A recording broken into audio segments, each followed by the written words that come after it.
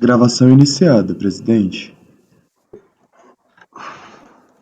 Bom dia a todos. Estamos iniciando a sessão do dia 21 de outubro, período da manhã, da primeira turma ordinária da segunda Câmara, terceira sessão.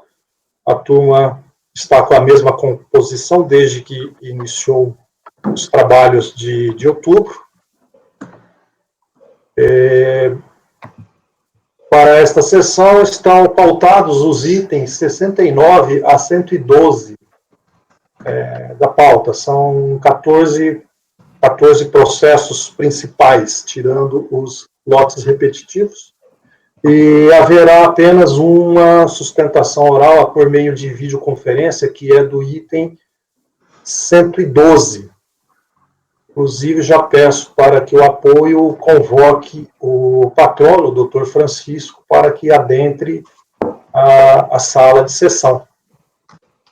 Ok, presidente, irei convocá-lo. Então, é o item 112, processo final 2017-01, é um recurso de ofício, e interessado é Bichara Advogados. Esse processo, teve um outro semelhante julgado na sessão de setembro, e este foi retirado de pauta porque o valor ultrapassa 8 milhões. Contudo, no processo julgado foi aplicado a exceção em que permite o julgamento dele, ou seja, aplicação de recurso, decisão prolatada pelo STF em recurso extraordinário, na sistemática de repercussão geral. Então, portanto, esse processo retorna para o julgamento no dia de hoje. Doutor Francisco, já se encontra na sala? Já me encontro. Bom dia. Bom dia. Então, conforme já anunciei, vamos julgar o processo, o item 112, que é um recurso de ofício, interessado em Bichara Advogados. Já expliquei a situação de que esse processo, apesar de ser acima de 8 milhões, está retornando por causa de um processo semelhante em que foi aplicado decisão do STF em repercussão geral. Então, o relator, Leonardo Andrade, com a palavra. Bom dia a todos. Então, conforme esclarecido pelo presidente, é um caso análogo da própria recorrente.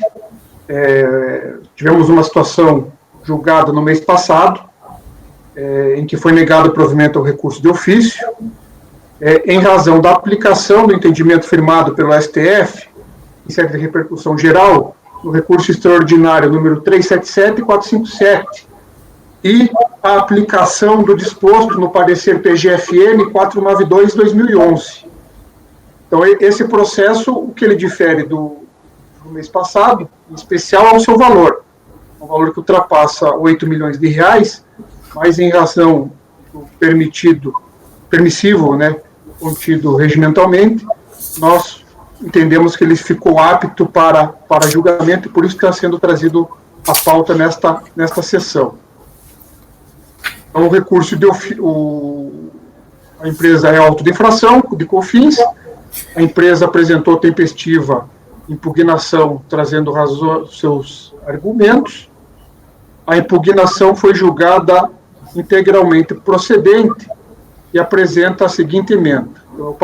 Aplicação do parecer PGFN, o marco para a cobrança do crédito tributário decorrente de coisa julgada que perder eficácia devido à decisão do STF, que altera o entendimento, seria o trânsito em julgado da decisão do STF.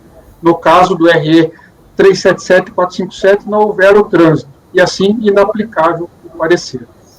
Então, a impugnação foi julgada procedente, o crédito tributário foi exonerado. A recorrente ela impetrou mandado de segurança perante a 14ª Vara Federal Civil da Seção Judiciária do Distrito Federal e obteve sentença parcialmente favorável para que o processo fosse distribuído no prazo de 30 dias perante o CARF. É o relatório, presidente.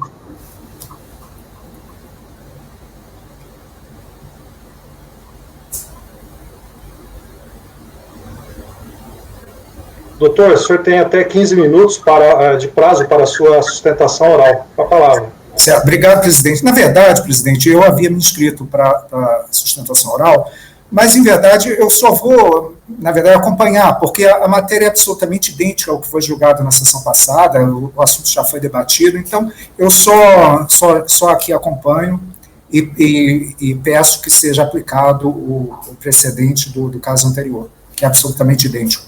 Obrigado. Obrigado. Eu só peço o senhor manter o microfone desligado para evitar interferência.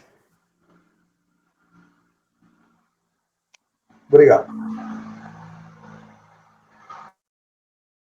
Pode continuar, Leonardo. Vou resumir, presidente, então. O recurso ele atende ao disposto na súmula 103 do CARF, reproduzo. Digo que a decisão de primeira instância ela não merece reparos, sendo imperiosa sua reprodução. Eu a transcrevo.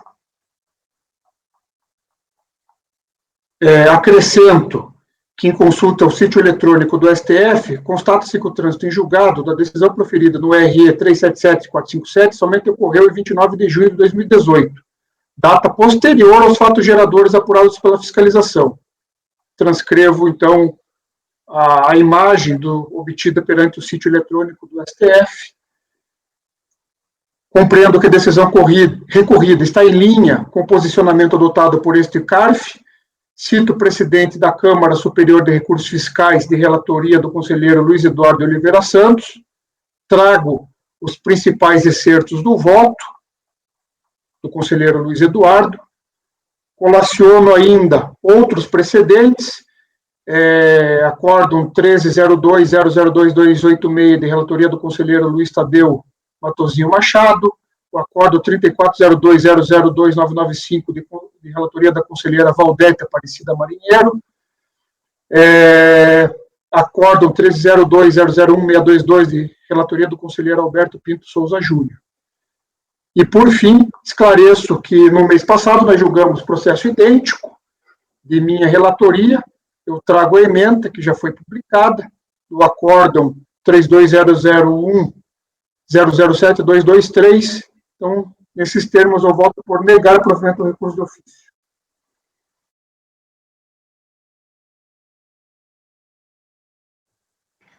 Ok. Elcio? Só relembrar aqui, Toledo, no caso aí, ele tinha uma decisão própria, né? Aliás, a fiscalização considerou um entendimento que só foi alterado pelo Supremo depois. E segundo o parecer da PGFN, aí, após esse prazo, considerando... Eu não entendi muito bem, você poderia... O entendimento da PGFN é que a cobrança ela só poderia ser efetuada após o trânsito, os fatos geradores ocorridos após o trânsito em julgado da decisão do STF. Como, no caso, a decisão do STF transitou em julgado em junho de 2018, e aqui nós estamos falando de fatos geradores anteriores, não poderia haver essa cobrança. Basicamente, essa a questão. Mas antes dessa decisão do Supremo, a Receita não poderia considerar que era constitucional aquela exigência, não? Não. E veio o Supremo e confirmou a constitucionalidade? Mas é que o entendimento é que, como a empresa possui decisão, ela não poderia ser cobrada de fatos geradores antes da decisão do STF proferida naquele recurso ordinário. Mas é recurso próprio? Oi? É recurso próprio do contribuinte? Do STF? Sim. Não, é recurso julgado em sede de repercussão geral. Repercussão geral, ok. Se me permite um pouco, conselheiro, Elcio e Leonardo, fazer um adendo, como também o STF não provocou qualquer modificação, quando tem a repercussão geral, o efeito é vinculante para todos, né? Sim. Então, o STF ter o quê? Ter tido modulado os efeitos, daí sim nós podemos falar, não, até aqui, poderia se cobrar daqui para frente, não. Como não houve essa modulação, então, o efeito é vinculante a todos, é como se fosse uma ADI, normalmente, né? Mas você falou que a gente julgou o mês passado, realmente eu não lembro de jeito nenhum. Foi julgado, caso idêntico. Pois é. Inclusive da própria empresa. Mas é porque, como aqui foi muito simplificado, eu não consegui pegar. Talvez do mês passado tenha sido mais detalhado. É que foi mais detalhado. Foi mais detalhado. Pois é. Porque, por exemplo, a lei está vigente, a Receita lança com base naquela lei. Depois alguém contesta aquela lei no Supremo, e o Supremo lá na frente vai falar que ela é constitucional. E só a partir daí que pode ser lançado? É estranho isso.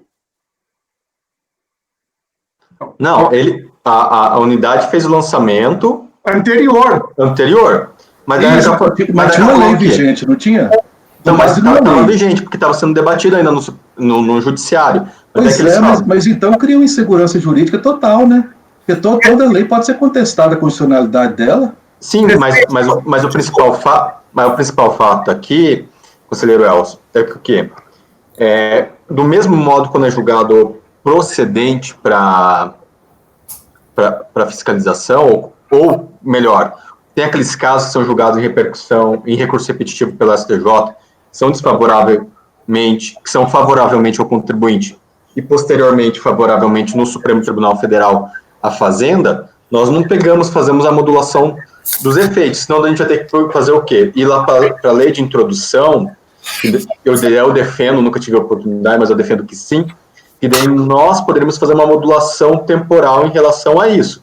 Mas daí pau que bate em Chico e bate em Francisco, a gente vai criar maior dor de cabeça. Porque o Supremo Tribunal simplesmente falou inconstitucional. E retroage. Mas a questão aqui tinha uma decisão do STJ em sentido contrário? Não, estou exemplificando. Não, pois é, mas eu estou querendo entender esse caso. Acho que o patrão está querendo falar. Deixa eu ouvir ele, por favor. Isso, conselheiro Elcio, o detalhe aqui é que a parte tinha uma decisão favorável, transitada em julgado em 2005. Não, então está explicado. Era esse detalhe que eu estava querendo elucidar. É que depois o STF mudou o entendimento. Aí o parecer da Procuradoria, ela entende que só pode ser cobrado depois da mudança da alteração do entendimento. Inclusive, a ação rescisória ela pode ser ajuizada nos 2 anos após a alteração do entendimento do STF. Só que aqui não houve nada disso. Mas e a decisão que o contribuinte tinha era contrário a ele? Não. Era favorável a ele? Era favorável. É que houve a mudança... E mesmo assim a fiscalização lançou? Isto.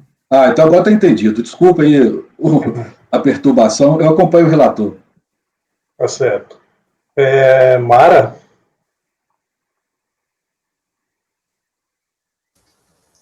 Acompanho o relator. Laércio? Eu estou vendo aqui, esse voto, o Paulo votou pelas conclusões, né, Paulo? Sim, porque eu havia dito que eu tinha um processo que, na verdade, vai ser está pautado também nessa reunião, mas as situações fáticas são diferentes. Tá, eu estou acompanhando o relator. Então, inclusive, eu vou tirar aqui a parte em que seria pelas conclusões. Eu também estou acompanhando o relator. Marcos? Eu acompanho o relator. Márcio? Com o relator, presidente. Pedro? Acompanho. Eu também acompanho integralmente o relator, até tirando aí a parte do dispositivo do mês passado, em que seria pelas conclusões. As situações fáticas do meu são diferentes. Então, por item 112, recurso de ofício, Bichara Advogados, por unanimidade de votos, negou-se provimento ao recurso de ofício. Muito obrigado. Obrigado, doutor Francisco.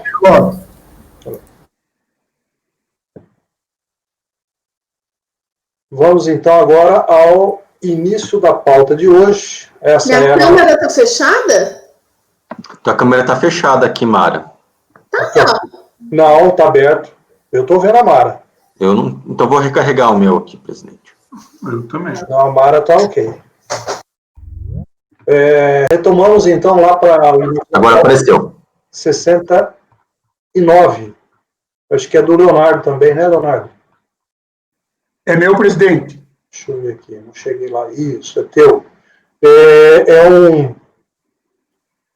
Um paradigma, rodobens, veículos comerciais. O processo final 2011-12, E os processos do lote são dos itens 70 a 84.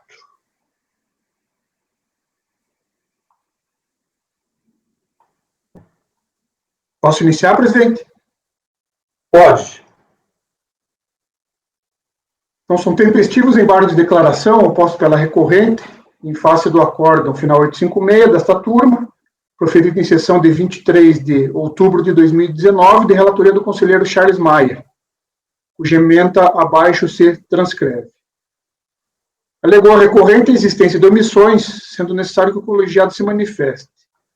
Tais omissões, segundo o embargante, seriam, então ela traz os 2 pontos que ela entende que mereceriam correção. Os embargos foram admitidos pelo senhor presidente da primeira turma, conforme despacho a seguir transcrito. É o relatório, presidente. Pode ir para o outro.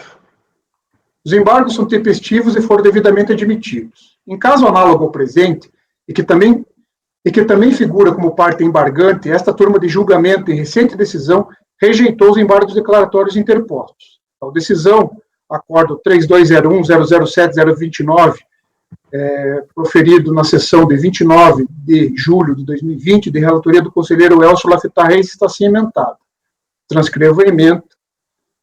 Atesta a similaridade dos processos o fato de embargante ter interposto a mesma peça processual para o processo ora em julgamento e o processo de número final 2011-89, conforme adiante retratado. Então, eu trago que os mesmos embargos foram interpostos em diversos processos, e inclusive no de relatoria do conselheiro Elcio. Assim, por concordar com os fundamentos encartados no voto proferido pelo conselheiro Elcio Lafetta Reis e julgado por unanimidade de votos por esta turma, os adoto como razões de decidir, reproduzindo-os a seguir. Aí eu transcrevo a fundamentação do voto do conselheiro Elcio, e, já que o caso é idêntico, a peça recursal foi idêntica à mesma, e eu voto por rejeitar os embargos de declaração, assim como foi feito no caso julgado pelo conselheiro Elcio. Ok. Elcio? Com o relator. Mara? Não vai abrir divergência do você mesmo. Pedido de esclarecimento. Acompanha o relator. Laércio? Relator. Marcos? Acompanha o relator. Márcio? Acompanho. Pedro? Mantenho, acompanho. Eu também acompanho, então, por unanimidade de votos, rejeitou-se os embargos de declaração. Então, esse foi o item 69, processo rodobens de veículos comerciais. Por se tratar de lote de repetitivo, essa decisão se aplica aos itens 70 a 84 da pauta. Vamos ao 85, que também é do Leonardo. Leonardo dominando a pauta. Termomecânica São Paulo S.A. Também é lote de repetitivo.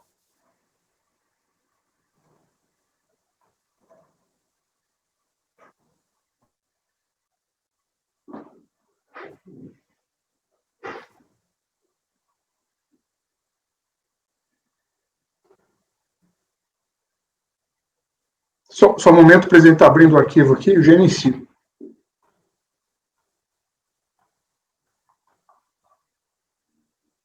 Posso iniciar, presidente? Sim, por favor. Trata o presente processo de declaração de compensação, final 9574, por meio da qual o contribuinte realizou compensação de débitos tributários próprios utilizando-se de um crédito no valor de R$ 20.164 relativo ao DARF de COFINS não cumulativo, código 5856, recolhido em 20 de junho de 2008.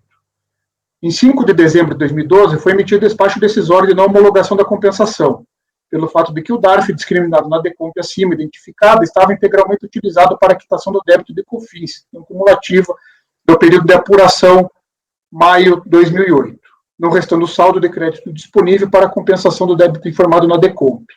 Cientificada, a interessada apresentou manifestação de inconformidade quanto ao despacho decisório. A decisão recorrida julgou improcedente a manifestação de inconformidade e apresenta a seguintemente eu a transcrevo. O recurso foi interposto de forma hábil e tempestiva, contendo em breve síntese que instruiu a manifestação de inconformidade com as declarações retificadas e as retificadoras, ignoradas pelo despacho decisório, com o DARF objeto do pedido de restituição e com as planilhas discriminativas dos créditos apurados em maio de 2008 sobre bens do ativo imobilizado e das alterações promovidas no DACOM. Requereu que o feito fosse convertido em diligência, caso a DRJ entendesse que os documentos eram insuficientes para efetuar a análise do pedido de restituição, como lhe facultavam os artigos 65 da IN 900/2008, vigente à época, e 16, inciso 4, do Decreto 7235. O acórdão recorrido ignorou as planilhas de cálculo que instruíram a manifestação de inconformidade e as declarações retificadoras que dão suporte às alterações realizadas na base de cálculo dos créditos. Aludidos documentos identificam com precisão os valores das bases de cálculo que foram alteradas, além da natureza e procedência dos créditos, com referência ao bem do ativo imobilizado que os originou, e, caso fosse necessário, os documentos complementares para a comprovação desses valores e superação de eventuais dúvidas das autoridades julgadoras, a contribuinte expressamente requereu a conversão do feito em diligência. A resistência da autoridade julgadora em analisar os documentos e as planilhas apresentadas afronta os princípios da oficialidade, legalidade, proporcionalidade, informalismo e interesse público. Os documentos carreados aos autos durante a fiscalização e com a manifestação de inconformidade devem ser devidamente analisados.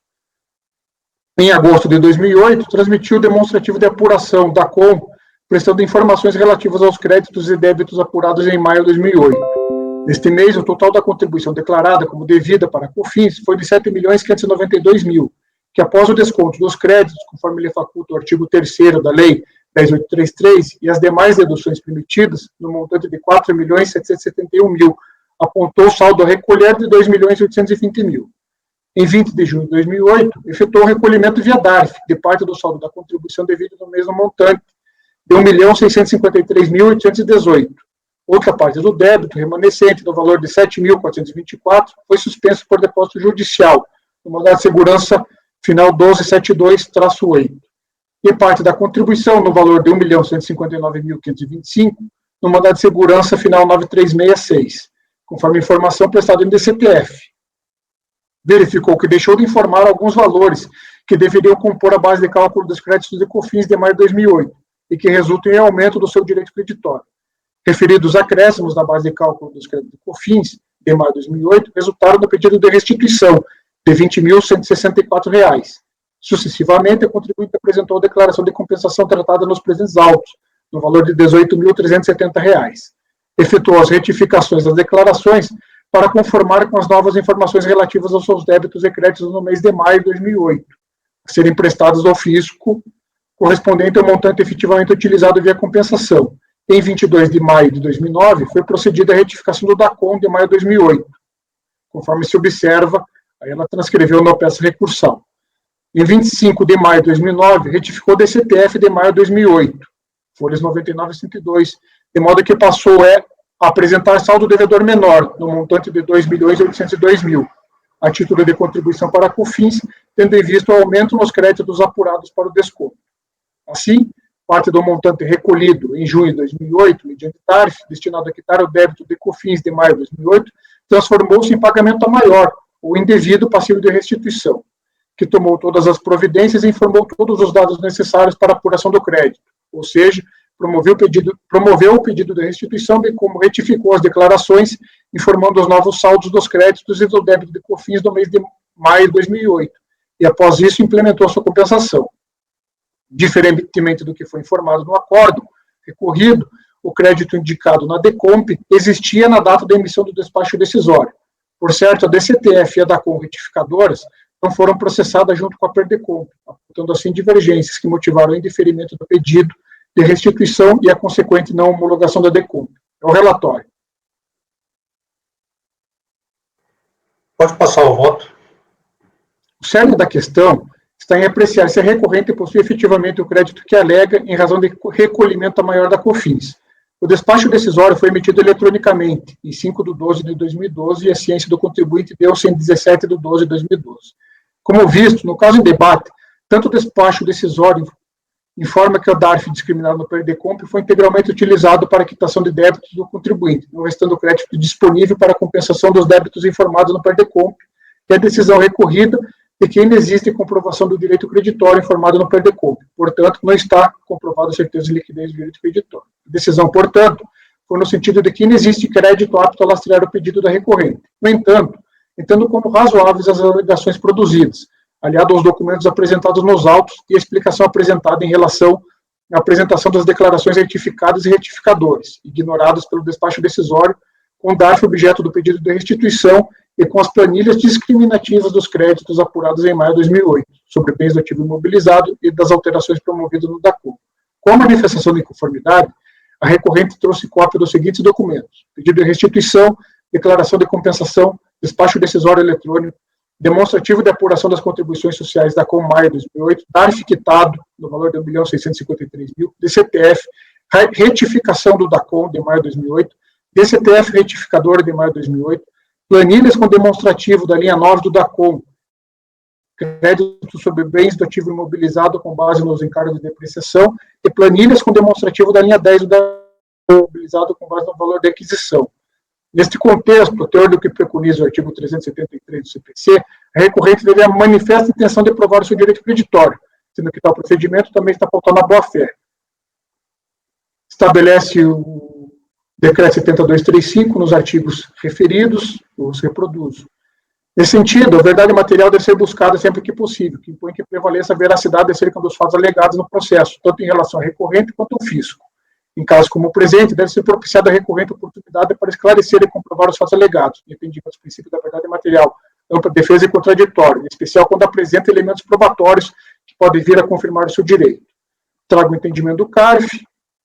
Eu entendo que há uma dúvida razoável no presente processo, que justifica o retorno dos autos à unidade de origem. Novamente, trago o precedente. Assim, considerando as provas de esclarecimentos carregados aos autos, deverá o presente processo retornar à unidade de origem, para que a autoridade preparadora realize análise do mérito do direito creditório, podendo, inclusive, solicitar elementos complementares que entender necessários. Neste sentido, voto por dar parcial provimento do recurso voluntário, para que a unidade preparadora promova a reanálise do mérito do direito creditório, para a qual deverá, se necessário, solicitar outros elementos complementares aos que já se encontram acostados aos autos. É como voto. Ok, obrigado. Isso aqui é aquele caso em que já havia, no momento da emissão do despacho decisório, declarações retificadoras que foram ignoradas. Esse dia eu me deparei com um acordo RJ em que houve essa situação e foi vencido, mas um dos julgadores ele votou para dar provimento à manifestação de inconformidade sem análise. Por quê?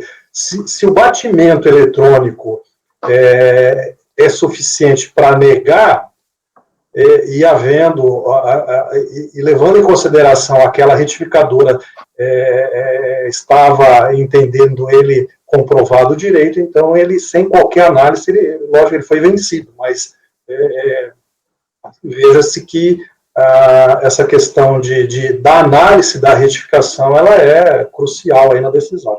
Pedro, pediu a palavra? Sim, é rápido, presidente. Toledo, excelente voto, parabéns. Os precedentes que você citou aqui, até me lembrei de um do Marcelo Giovanni aqui, e grande conselheiro, né? Trabalhador, conhecedor, muito competente.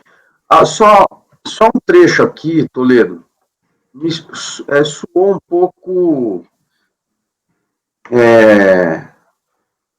estranho para mim, quando se fala aqui mais para o final, ó, folha 6, pode ser preciosismo, mas eu vou te acompanhar, tá? Não é só uma questão pequena de redação. Você fala assim entendo que há dúvida razoável no presente processo acerca da liquidez, certeza e exigibilidade do direito creditório, que justifica o retorno e tal. Aí você fala, o CARF tem entendido em caso como presente que o contribuinte apresenta provas que suscitam dúvidas quanto ao seu direito. O processo deve... na verdade, é o que você está dizendo, mas não é também, né? Porque não é que assim que... na verdade, essas provas que ele traz, elas trazem um início de prova que configura, já indica que tem certeza, né, de iliquidez do crédito. Na verdade, como é um pedido de crédito aqui, não é que as provas causam dúvida, né? Elas trazem um início de prova que aponta pela possível certeza e... Tem razão, talvez suscitam dúvida quanto à negativa do seu direito, né? Aí fechou. Eu faço essa adequação. Valeu, obrigado. Marcos Borges pediu a palavra? Sim. Aqui, apesar de não ser relevante para mim, no acordo da DRJ fala que no momento do despacho decisório o valor indicado na DCTF não apontava o crédito, né? Mas você está falando que houve uma retificação anterior, né? É o que consta do relatório. Ocorreram as retificações, tanto em DCTF quanto em DACOM. Tá. Então, né, no acórdão da DRJ dá a entender que não havia retificadora que amparasse o crédito.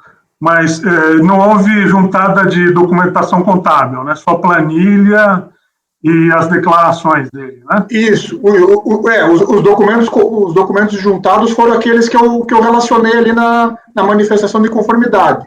Sim, então, o meu entendimento é que nesses casos só as planilhas e as declarações não são suficientes, né? Tem os registros contábeis, né, que embasem o crédito. Ok.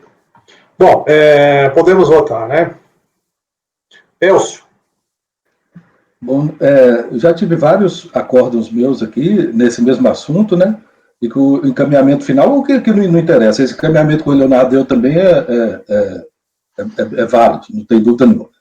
Mas o encaminhamento é que a gente cancelava o despacho decisório porque ele ignorou a DCTF retificadora, independente de ter documento ou não, simplesmente porque foi ignorada. A contribuinte já tinha retificado a DCTF, aquele dado que subsistia na DCTF original não existia mais, porque já tinha sido substituído, a legislação tributária toda ampara esse procedimento dele, e antes da decisão ele pode retificar, antes de qualquer intervenção da fiscalização, ele pode retificar a DCTF a qualquer tempo. Como ele retificou a DCTF aqui, e eu imagino que nessa retificadora, pelo que eu entendi do que foi relatado, ele fez constar os novos valores devidos dos tributos, e veio o despacho decisório, e ocorre sempre isso, né? Que o despacho decisório, mesmo se retificando depois, ele ignora, ele só pega a original, porque ele considera que você teria que ter retificado antes da DECOMP. Então, geralmente é um caso clássico isso aí. Mas eu só queria dizer, eu estou confirmar com o Toledo que realmente a DCTF retificadora, pelo menos não há dúvida que ela foi retificada antes do despacho decisório, mas ela já constava os novos valores que o contribuinte defende? Eu entendi que sim, conselheiro Elcio. Eu entendi que foi nesse sentido. Então, nesse caso aí, apesar de você ter dado um encaminhamento diferente do que eu sempre tenho dado, mas no mesmo sentido, né, que o resultado final é o mesmo, eu vou acompanhar o relator. Obrigado. Eu até proporia, Leonardo, você acrescentar no teu dispositivo, após a reanálise do médio direito creditório e a emissão de novo despacho decisório. Ok, presidente. Mara? No mesmo sentido que o Marco falou, eu também não tenho concedido retorno à unidade quando não tem os documentos contábeis e fiscais, não. Mas nesse caso, como a retificadora foi efetuada antes do despacho decisório e não foi considerada, então eu vou acompanhar o relator. Ok. Laércio. Acompanha o relator. Marcos. Então, pelos motivos expostos aí, eu vou divergir por negar o provimento. Márcio. Também estou acompanhando, presidente, também, não só eu, mas a própria turma também sempre preza pelas provas contábeis, mas identificando que as retificações foi feita antes do despacho, assim a gente vem procedendo, então estou acompanhando o relator. Pedro? Acompanho, é um entendimento já sedimentado na turma aí, e belo voto, excelente voto, ó. Acompanho. Eu também acompanho o relator. Então, por maioria de votos, provimento parcial ao recurso para que a unidade preparadora promova a reanálise do mérito do direito creditório e emita novo despacho decisório e, se necessário for, solicite outros elementos complementares aos que já se encontram acostados dos autos. Vencido o conselheiro Marcos Borges, que negava provimento. Então, essa decisão é do paradigma 85, item 85 da pauta, e ele se aplica ao item 86 a 94. Vamos ao 95 da pauta. Supermad Wood Center Limitada, final 2002-03, pois há mais 2 processos da empresa também. Relatoria do conselheiro Márcio. Ok, então, presidente. 95, com a palavra, Márcio. Ok, vou abrir aqui, presidente.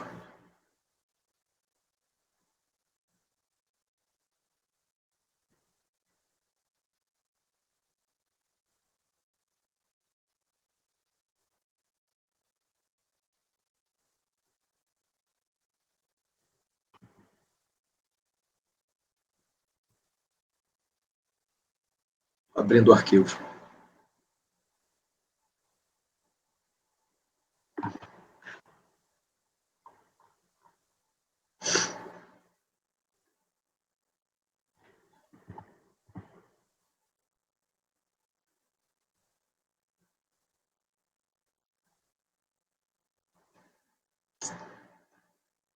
Um pouco lento, mas está abrindo.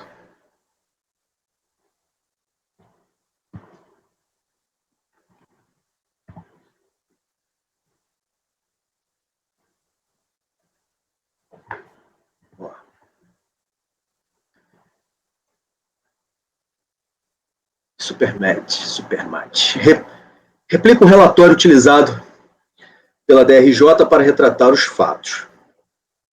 Trata o presente processo do auto de infração relativo à contribuição para o financiamento da Seguridade Social COFINS, formalizando o crédito tributário no valor total de R$ 58.594,83, com os acréscimos legais cabíveis até a data da lavratura, em virtude de débito declarados para os períodos de julho a dezembro de 97, terem sido vinculados a processo judicial não comprovado.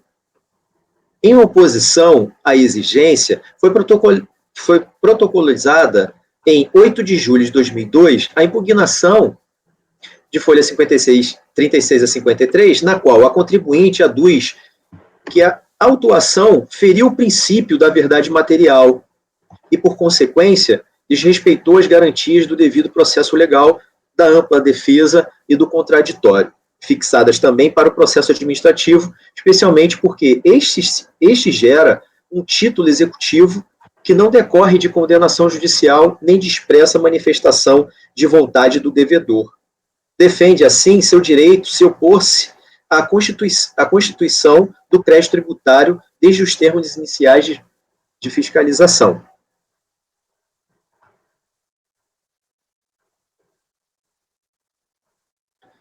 Acrescenta que a autoridade administrativa deve verificar de forma exaustiva e imparcial a ocorrência fática dos eventos, para fins de aferição de eventual subsunção e consequente instauração de relação jurídica apta a configurar o direito da Fazenda Nacional do crédito tributário. Daí decorre a imprescindibilidade do ato de lançamento e consequente observância do princípio da verdade material, não sendo suficiente a verdade formal ou mesmo a presunção apenas excepcionalmente admitida. No caso, não foi verificada a ocorrência da infração na medida em que não houve a competente fiscalização para apurar a real situação da empresa quanto aos supostos débitos.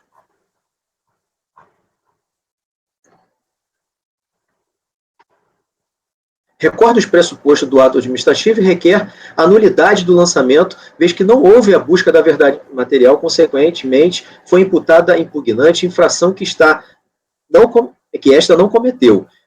Especifica que o auto de infração carece de motivação, vez que a falta de recolhimento não se verificou, mas sim uma compensação autorizada da Lei 8383 de 91, e de causa houve compensação e não falta insuficiência de recolhimento, estando pois comprometida a conduta administrativa.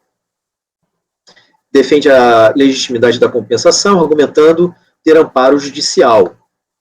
Acrescenta ter cometido equívoco no preenchimento da DCTF ao informar o número da ação cautelar ao invés do número da ação declaratória, do processo 94.0034.2209. Descreve ter ajuizado referida ação objetivando a compensação do valor indevidamente recolhido a título de fim social, obtendo amparo para compensar os valores recolhidos indevidamente com as parcelas devidas a título de COFINS. Defende ainda que, não obstante a decisão judicial ter autorizado o procedimento compensatório, o direito à compensação não decorre de tal decisão, mas sim da própria lei, a teor do artigo 66 da 8383 de 91. Protesta aprovar o alegado por todos os meios em direito admitido, especialmente juntada de documento e perícia contábil, fiscal. Examinando o feito, o presidente da 5ª turma de julgamento da DRJ em Campinas, conforme despacho das folhas 26 a 27, encaminhou os autos à unidade preparadora com a seguinte justificativa. Consta a sentença proferida em 29 de junho de 95, que reconheceu indevidos os recolhimentos de fim social efetuados acima da alíquota de 0,5% e declarou o direito de o contribuinte compensá-los com as COFINS. Também está juntada aos autos cópias do acórdão proferido pelo TRF, no qual, como se vê da emenda, rejeitou-se a compensação com os débitos da contribuição PIS. O contribuinte ainda interpôs embargos de declaração rejeitados pelo relator em 23 de fevereiro de 2000. Para decidir quanto à exigibilidade dos débitos declarados, impõe-se determinar se a compensação são suportadas por eventual crédito apurado segundo os parâmetros definidos judicialmente. Demais disso, observa-se que o contribuinte também teve contra si outros lançamentos de COFINS formalizados nos autos do processo administrativo final 2002-10 e 2002-91, os quais se encontram no SECAT da DRF de São Paulo. Por tais razões, para garantir o bom julgamento da lide, encaminho o presente processo à delegacia e, ratificando o amparo judicial, a compensação pretendida verifica se havia crédito suficiente ao final de certificando o contribuinte do resultado dos trabalhos fiscais. Em 14 de março de 2007, antes de concluída a diligência, o contribuinte protocolizou petição, acompanhada de certidão, informando ter ocorrido o trânsito em julgado no processo 94.003.42.29, ação declaratória. Baixados os autos à unidade de origem, o procedimento foi finalizado com a edição da informação fiscal, na qual se expõe o seguinte resultado, no qual trago no relatório. Ciente do resultado da diligência, a contribuinte não se manifestou no prazo que lhe foi concedido. Os autos, então, retornaram a esta esfera de julgamento. A Delegacia da Receita Federal do Brasil de Julgamento de Ribeirão Preto julgou procedente, em parte, a manifestação de conformidade no acordo de folha 226-234, e a decisão foi assim emendada, no qual transcrevo.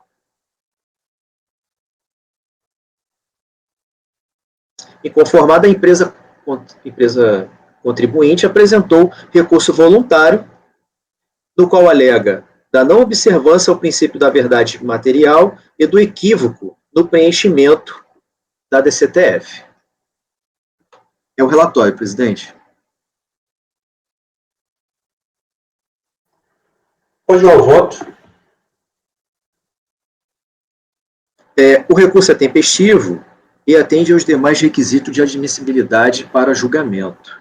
O processo trata de auto de infração aplicado pelo não recolhimento de tributo declarado em DCTF que o contribuinte alega ter compensado com créditos obtidos em ação judicial. O pedido de compensação inicialmente não foi homologado, porque teve equívoco no preenchimento do número do processo judicial, sendo esse equívoco reconhecido pelo próprio contribuinte na impugnação apresentada e no recurso voluntário. O contribuinte ancora o seu recurso voluntário no princípio da busca pela verdade material, a qual o julgador deve se ater para a solução da lide. Conforme já mencionado no relatório acima reproduzido, o erro no preenchimento da DCTF foi superado pela fiscalização, que realizou nova análise do crédito alegado pela recorrente, obtido por meio de ação judicial. O contribuinte alega ter sido vencedor no processo que pleiteou o crédito de pagamento sob a alíquota maior de fim social, e a essa informação foi confirmada pela Receita Federal no já mencionado relatório fiscal nas folhas 215. Ocorre que o fato de ser vencedor em ação judicial, por si só, não evidencia um processo de compensação automático. Por razões óbvias, a decisão judicial deve ser habilitada junto à Receita Federal para que o pedido de compensação seja analisado, e, nesse sentido, foi editado a Instrução Normativa SRF 600 de 2005, no artigo 51. Não há nos autos a informação de que essa habilitação prévia tenha ocorrido. Contudo, após a apresentação da manifestação de conformidade e a informação correta do número da ação judicial da qual se pretendia aproveitar o crédito, a Receita Federal procedeu com a apuração dos créditos devido com a finalidade de realizar as compensações requeridas. Prosseguindo, houve o julgamento da impugnação que, aplicando o Instituto da Retroatividade Benigna, afastou a multa aplicada. Transcrevo o trecho da decisão.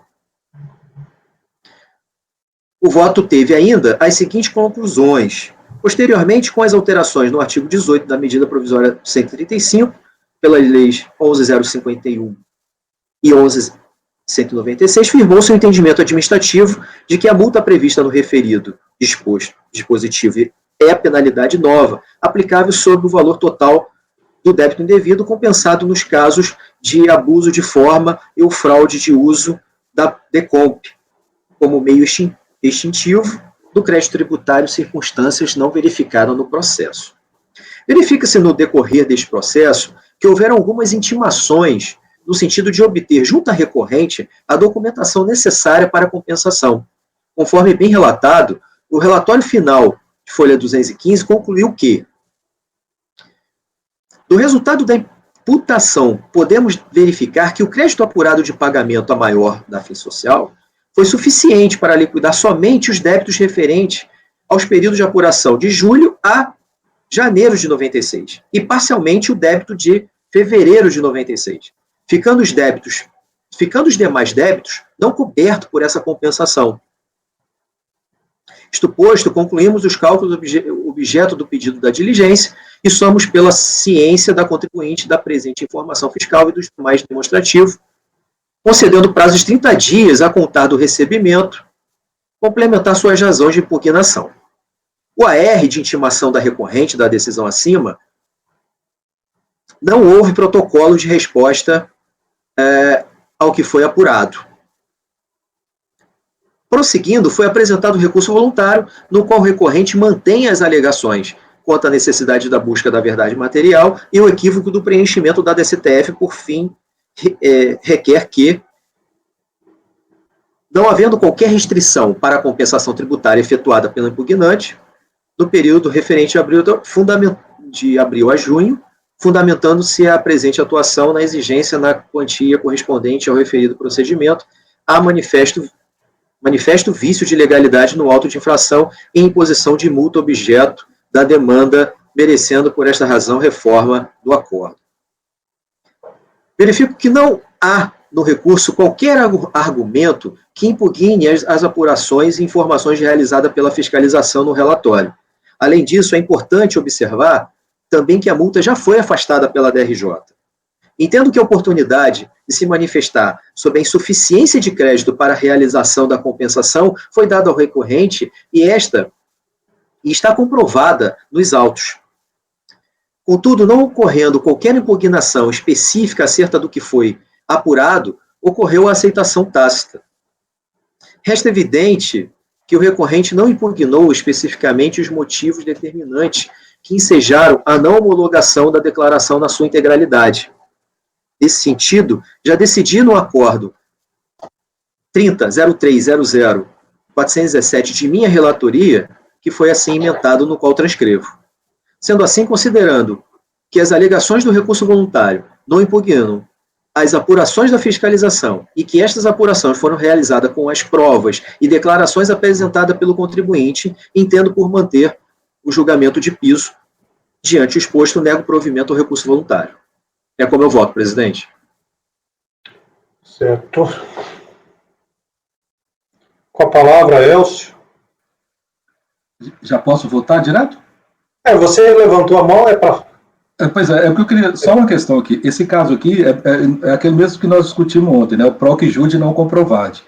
Só que aqui, o número do processo que o contribuinte informou da DCTF estava errado. Então, a gente não pode aplicar aquele mesmo entendimento de ontem, que era cancelar o despacho decisório, né? Porque o despacho decisório estava correto. A única questão que eu vejo aqui, Márcio, é porque a questão, eu concordo com a decisão final sua, eu estou acompanhando, mas só a questão que você fala que não foi habilitado o crédito. Porque, nesse caso aqui, essa compensação foi feita com base na Lei 8383, se não me engano.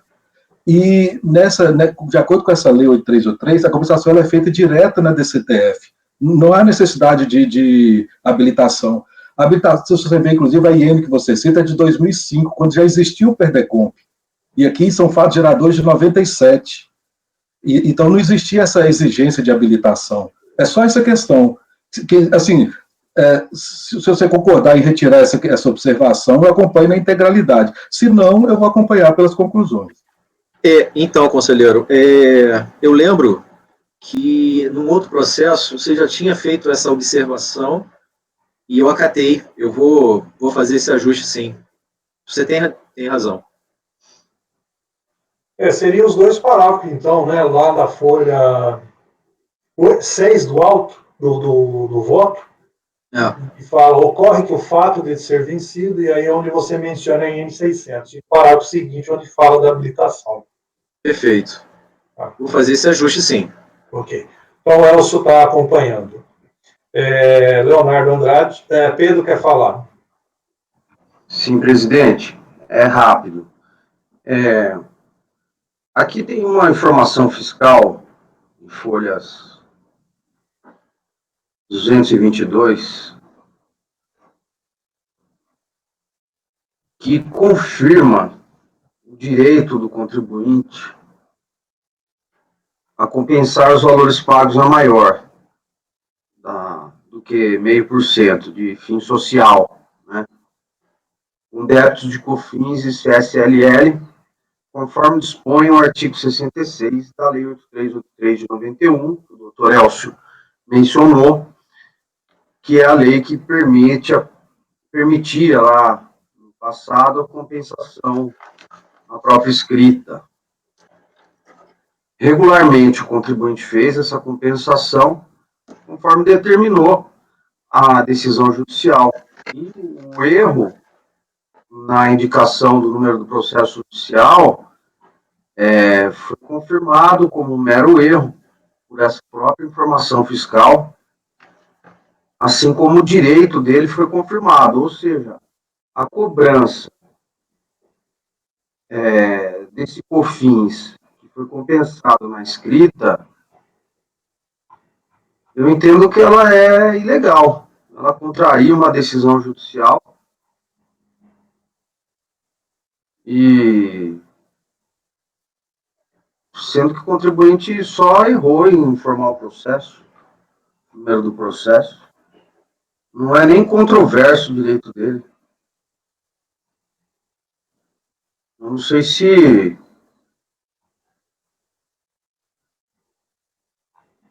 a gente poderia verificar isso com mais calma, mas aqui é um caso clássico de justiça social, em que ele tem o direito,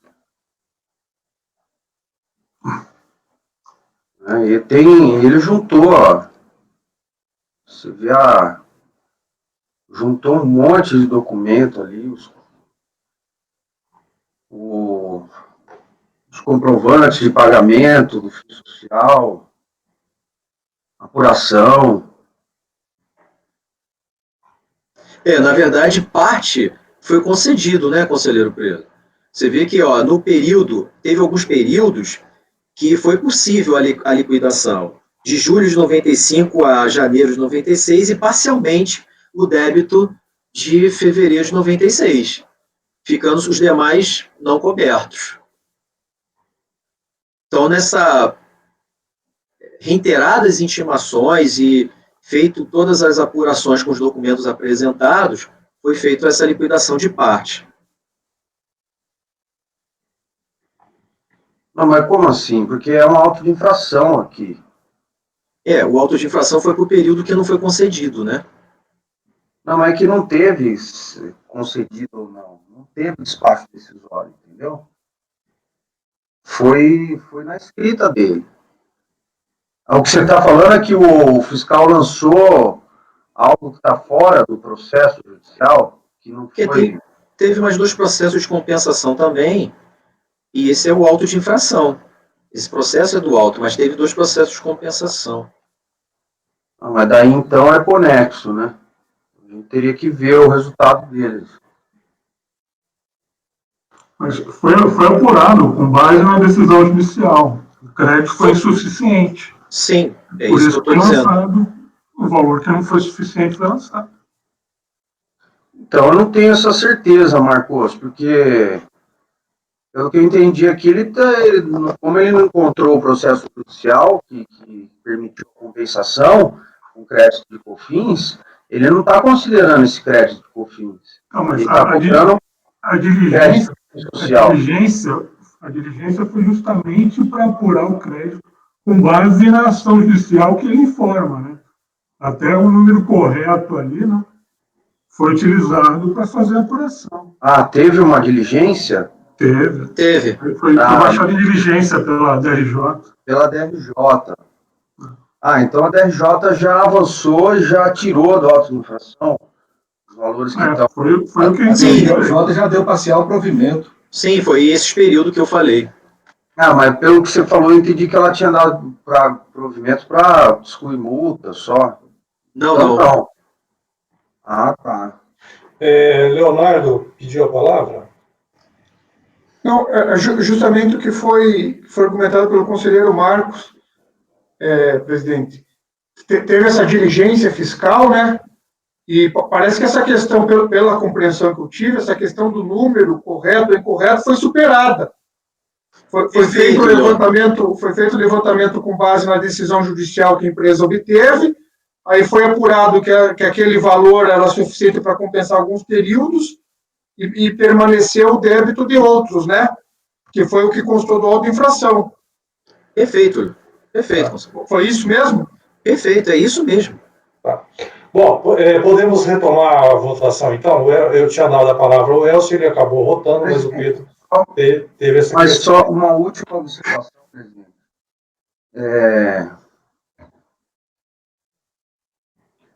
A DRJ não mandou excluir valor. Está no dispositivo, manter os valores principais lançados. Excluir a multa de ofício sobre eles aplicada. Eu não concordo em manter os valores lançados. Tá, então é o seguinte, Pedro. Direito. Tá, vamos. A votação acabou por se iniciando e eu dei a palavra ao Elcio que ele pediu, mas ele acabou votando. Então a votação já foi iniciada. A gente continua a votação, quando chegar a sua vez, se quiser mais considerações, pedir... Não, presidente, é que eu quero propor uma diligência. Quero propor uma diligência. E qual o sentido da diligência? E qual os termos da diligência? Para verificar se os valores que foram permitidos em decisão judicial para serem compensados, os valores os débitos de COFINS foram permitidos serem compensados com crédito de fim social, em decisão transitada em julgado, em controvérsia, se eles estão sendo cobrados aqui nesse auto de infração, porque ele foi integralmente mantido, sem a multa, né, mas o valor principal foi mantido. Se tem valor que foi permitido ser compensado, mantido aqui, teria que confirmar isso, não é bom? Essa questão que o Pedro está levantando é relevante. O que eu estou vendo aqui, a decisão da DRJ, ela fala manter os valores do principal integralmente, sendo que na diligência foi reconhecido um direito creditório. Aí teria que esclarecer essa questão aí. Mas a diligência feita pela DRJ foi nesse mesmo sentido que vocês estão propondo, aí, pelo que eu entendi. Pois é, mas já aí a fiscalização reconheceu que tinha um crédito, né? E compensou aqueles créditos da DRJ. Então, o auto de infração tem que ser diminuído nessa mesma proporção. Não, mas não foi lançado só o que foi insuficiente? Foi lançado só o que foi insuficiente. Foi o que eu entendi. Não foi lançado nada além do que foi... Mas o lançamento lá foi com base na DCTF, com o valor que o contribuinte declarou na DCTF. Não houve análise prévia, mas foi cruzamento eletrônico. Está cobrando todo o COFINS. A não ser que tenha feito um outro auto de infração depois da diligência. Aí, essa é a minha dúvida aí.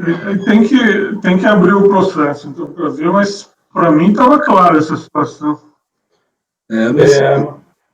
Mara, você pediu a palavra, Mara? Porque para mim está claro, ele fez a compensação, informou o número do processo judicial errado, aí a própria DRJ percebeu esse erro, baixou em diligência, isso foi refeito os cálculos e foi lançada a diferença. Então, esse PROC-JUD não comprova, para mim, foi superado pela DRJ. Então, houve um outro auto de infração, Mara? Lançando a diferença? A diferença, porque o crédito... Então, essa que é a minha dúvida. Se houve um outro auto de infração lançando a diferença, está resolvido. No primeiro só tinha compensação. A compensação com o processo judicial. Só que ele informou, em vez de informar a decisão, ele informou a cautelar. Aí, o PROC-JUD não compensa. Não comprova. Aí que a DRJ fez? Baixou, a unidade foi e recalculou. Ela recalculou, né? E pegou e falou assim, não, você tem crédito sim, mas você só tem parte do crédito para compensar, você não tem tudo. Aí na hora que pegou e compensou, a diferença ele lançou. É o que o Márcio está falando. Mas em que folha que está? No recurso voluntário, o que ele alega? Ele alega as mesmas coisas que ele alegou lá no DRJ. Verdade material, parece que ele nem leu o que a DRJ já viu o processo judicial dele, né, Márcio? Isso mesmo. Que é verdade material. Que folha que está? Porque ele tinha que atacar, o que ele tinha que atacar, que fala assim, olha, essa diferença está errada. Você está me falando que eu tenho 10, na verdade eu tenho 20. Ele não fala isso. Mara, mas que folha que está esse... Não, isso eu estou falando que o Márcio explicou no relatório do Márcio. Tá? Que eu entendi eu não li o processo, não. Eu estou lendo o que o Márcio explicou, que eu entendi lá. Agora, se tem alguma coisa que escapou do relatório aí. Leonardo, pediu a palavra. Presidente, só umas breves considerações. Pelo que eu estou verificando, o auto de infração, ele se refere aos terceiro e quarto trimestres de 97. A diligência foi realizada, então vamos verificar se o contribuinte tem crédito suficiente para quitar todos os períodos. E no resultado da diligência, apurou que ele só teria, o crédito só seria suficiente para quitar aqueles meses de 96 lá, então não foi suficiente para quitar o que foi lançado. Por isso que a decisão da DRJ, na minha compreensão, ela manteve o lançamento, porque não houve crédito para quitar o que foi lançado, não havia, né? E daí ela exonerou a multa. É isso que eu estou entendendo. Mas o crédito, o lançamento originário, ele abrangia todos os períodos, inclusive aquele que a fiscalização considerou que não? Não, o auto de infração se refere ao terceiro e quarto trimestre de 97. E foi hábil para compensar quais períodos? Anteriores, 96. Não, então tá mantido meu voto. É isso que eu estou compreendendo. Porque aqui o auto de infração, número 2817, COFINS de 97, aí dados da DCTF ano calendário 97, terceiro e quarto trimestre. Aí isso, o auto de infração, ele é de julho a dezembro de 97. Isso, então, terceiro e quarto trimestre. O que foi concedido com a diligência, com a aferição dos documentos, foi concedido o período de julho de 95 a janeiro de 96 e parcialmente fevereiro de 96. O auto de infração aqui é de julho a dezembro de 97. Isso. Então, o ponto aqui é que ele compensou mais do que ele tinha direito na decisão judicial. Tá, entendido. Presidente, agora esclareceu, né? Uhum. Esclareceu, retiro a proposta de diligência. Então tá. Elcio já manifestou que mantém o voto, acompanhando o relator. Leonardo Andrade. Acompanha o relator, presidente. Mara. Acompanho, claro. Acompanha também, presidente. Obrigado, Laércio. Marcos. Acompanha, relator. Pedro. Presidente, eu vou acompanhar pelas conclusões. Eu também acompanho o relator. Eu só vou colocar aqui o conselheiro Pedro.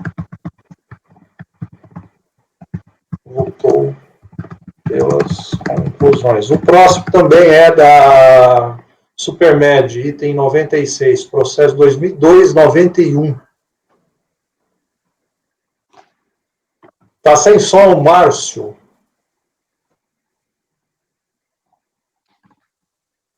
Presidente, os demais são iguais. E nos demais não tem esse período que ele reconheceu o crédito, não? 96? Então, só muda a questão de período aí e os outros são COFINS também. Mas só muda a questão de período que foi concedido e que foi autuado. E a informação fiscal é a mesma? A informação fiscal é a mesma. Aham. Então, repete-se os votos para os demais conselheiros, acompanham, mantém o voto nos itens 96 e 97, inclusive Pedro. Então, tá. Então, 95, 96 e 97, da Supermed Wood Center, por unanimidade de votos, negou-se provimento ao recurso bom voluntário. O conselheiro Pedro Rinaldi votou pelas conclusões. Pessoal, vamos fazer o intervalo? 10 minutos, e aí a gente retoma do 98. 10 minutos, então.